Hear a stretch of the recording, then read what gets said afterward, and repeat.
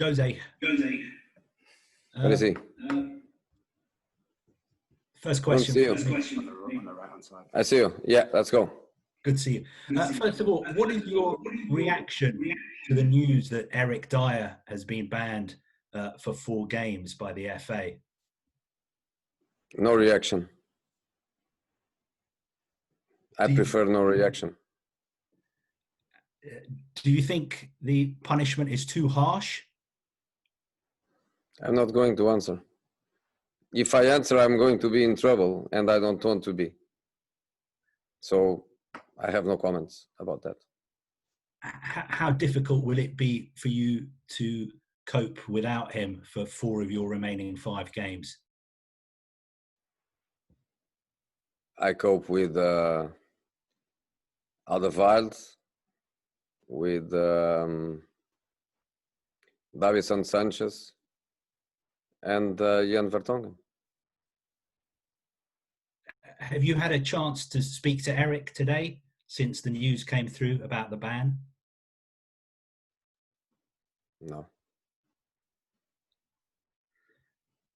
Just looking ahead to the game against Bournemouth tomorrow, the timing of it, do you think it's a bit strange with the North London derby coming up as well, that you will have 2 days less to prepare than Arsenal do, because they're getting 2 extra rest and preparation days before the North London derby? I know that, but there is nothing I can do, and I prefer in this moment to focus on Bournemouth and to forget what is coming after that. And Bournemouth is the kind of team that always give me reason when I don't look to the table. I look to the potential of the team. It's not important for me that they are in a relegation position. It's not important for me that they are fighting for survival. I look not to the table. I look to the potential of the team, to the quality of Eddie Howe, to the organization that his team is showing year after year.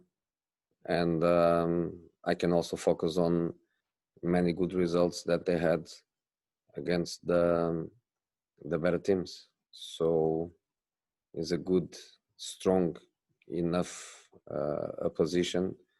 Is a difficult enough match for me in this moment to be thinking about what next. And just the final question from me in this section, just on Eric Dyer, not about the Football Association, but just as what he did as a human being. Do you understand that somebody in that situation, if you see a member of your family being threatened or being abused, it is a human reaction to want to defend them and protect your family? I think immediately after the situation that was, I don't know, 2 years ago or 6 months ago, or I forgot already. I think enough people from football, players, managers, pundits, former players, I think enough people spoke and wrote about it. Cheers, Carve. We're going to move to George at BBC 5 Live next. If you're there, George. Jose, hello. Are you surprised that Eric has a 4-game ban and Guendouzi got 0 after what happened at Brighton? I spoke about both situations a few weeks ago. I spoke about Guendouzi, and probably I shouldn't, because he's not my player, and probably I have no right to comment about others. In relation to Eric, I spoke enough 2 years ago when the situation happened, and also a couple of weeks ago when one of you asked me about the situation. In terms of Harry Kane, there's been a lot of hamstring injuries lately. Gary Cahill last night, Sean Longstaff. Are you worried about that as a concern for him, that could potentially happen again if you play him in all these remaining matches? I think hamstring is always a situation. Doesn't matter when, which league. Without CV19, without or with quarantine, hamstring is also a muscle that sometimes doesn't resist to what football demands. So I cannot look to unlucky situations with some of the other guys and feel any fear about it. We have to play. We have to play, and of course, with accumulation of matches and less time to rest, of course, the risk is always there. But the risk is part of our lives. It's part of the specificity of our job. So we cannot think about it. Of course, we have ways to try to control the unpredictability of the situations. And if analyzing individual situations, we realize that a player is showing signs of fatigue, is showing signs of muscular debilitation. Of course, we have to make decisions, but in many cases, situations that just happen. I can almost bet that, for example, what happened yesterday to Gary Cahill, I can almost bet that before the game he was feeling absolutely fine. I can almost guarantee that the work the clubs do, and certainly Palace also does, in monitoring training and loading and matches, I can almost guarantee that he was absolutely fine, and it just happened.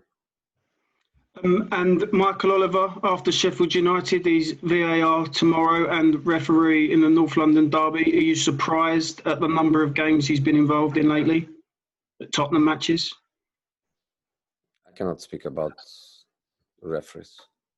I don't think even the rules allow me to do that before a match. After matches, with respect and without implying any kind of bias, I think I am free to express my views. But before matches, I think I'm not allowed, and even if I was, is something I don't want to do.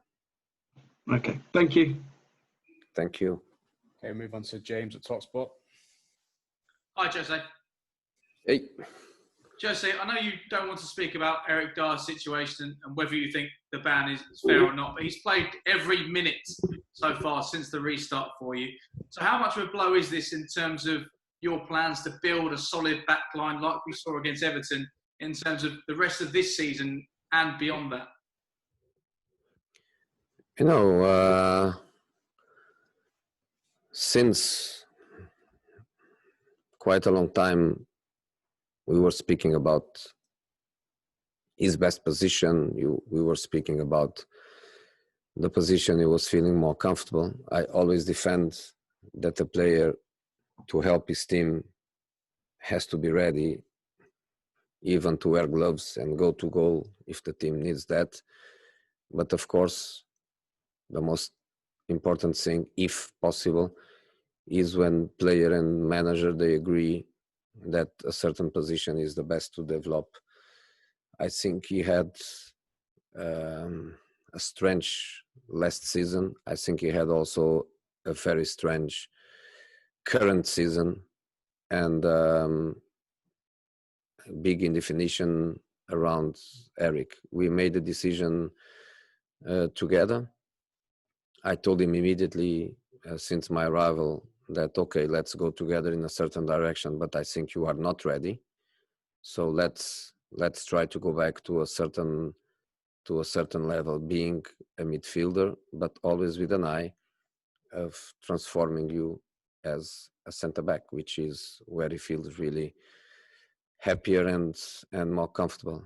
During the periods where we were just working on the Zoom, since the players come back to the training ground, even on the period of the individual work, we were working with him totally focused on the direction of being a centre back. So we develop a certain number of skills. You become much more adapted to the needs of that position. Then we decided Manchester United first match to go with him in that position, using also this period, of course, to fight for points and to fight for objectives in relation to the table, but also looking forward, looking to next season. And I think he played very, very good matches. Against Sheffield, we all made a few mistakes, but in the other matches, defensively, the team was very consistent, and he was very, very consistent playing against some of the best strikers. Tottenham has two of them.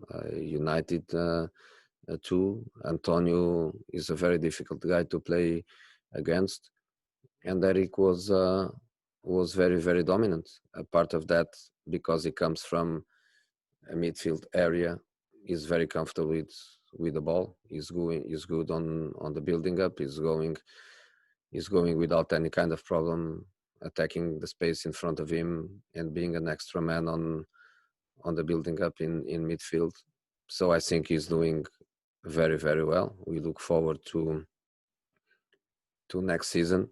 We look forward to next season where since the beginning we have no doubts that is there as a centre back that is going to be I think an important player for us. And just finally from me, Jose, you had a conversation with the playing squad following the Sheffield United game where you asked for the players to be more open with one another, to demand more from one another. Just how significant a moment do you think that was in the start of this side moving forward, both this season and beyond that as well? You know, I always say that are things in winning teams, and I told the players that I can speak about winning teams because I belong to some of them, that there are things that are not negotiable. And what is not negotiable is a certain attitude, is a certain soul, is a certain DNA, is a certain character. Then you can be in a better day or no. You can face an opponent that makes it easier or more difficult for you. The unpredictability of the game doesn't control football results. Sometimes you deserve to win and you don't, and vice versa. But there are things that are not negotiable. And for me, one of the things is exactly that kind of character, being demanding with yourself, being demanding with each other, your self-motivation, but at the same time be an external source of motivation for the guy that plays in the same team as you. And that leads many times to disagreement, to discussion. And I just think that is really a very important thing. The situation of the manager is the leader and the players are just leaded, let's say that. I think you don't build the character that the players they need, and you need players with character. So I was very happy with the team attitude during the game. I would prefer that little discussion to happen inside the dressing room at halftime and not outside, because people can interpret in a different way. But I think was probably a new thing in the team, and was probably something that the players do more times internally, do more times, being demanding with each other and growing up together. Thank you, Jesse. Thank you. Okay, we've got Jonathan Veal, PA. Hi there, Jose. Hey. You've been speaking just there about hamstring injuries. How is Dele Alli? How bad is his hamstring injury? Yeah, small, but not ready for tomorrow. And you know that he had a little sad history about hamstring last season, I think. So he's to be careful. It's not to risk when you know that he has a little problem there. So tomorrow out. Are there any more injury concerns for tomorrow? No, nothing from the last game. And can I just ask you about Kyle Walker-Peters? He's getting a lot of praise for his performances in Southampton. Have you been keeping an eye on him and keeping in touch with him? And does he still have a future at Spurs? Yeah, of course I follow. We don't have as many players on loan. That is a very difficult job to follow what we have, and especially being Premier League, of course we follow. We see a future here, yes, we see, but we also see a future outside where he can be happy. The reason why he went to Southampton was not because we pushed him to go. As you can see in our squad in this moment, having Tanganga injured, we have only Serge Aurier as a right back, so we didn't push him. But he's a kid that everybody loves in here. He's a kid that Daniel Levy himself has a special feeling and care for the player, because he's a kid that came here when he was really a young kid, and he's here for years and years and years. So we let him go because we think that he has the right to be happy. I think he's happy now. He's of course playing. He's of course playing well, and I'm not in control of, let's say, the transfer decisions, but I think the general feeling here is, of course, there is a place for him here, but of course, if his desire is to be happy by playing every time and leaving the club in the search of this happiness, I don't think we would stop him to do it. Of course, he's a player with a good value in the market, but I don't think we would stop him to go. Thank you. Okay, we're a bit short on time, so we're going to go Ali Gold, Charlie, and then James Ollie. If keep it to one question and follow up, please. Start with Ali. Hi there, Jose. Elsa. Sorry to ask a really quick one on Eric Dyer, but I just want to know, are the club going to appeal the decision? I don't think so, honestly, because if you appeal, you have other risks, and at least let's start next season without a suspension, and we all know how it works at these FA decisions. You have access, if you want, to the record of appeals, successful appeals and unsuccessful appeals.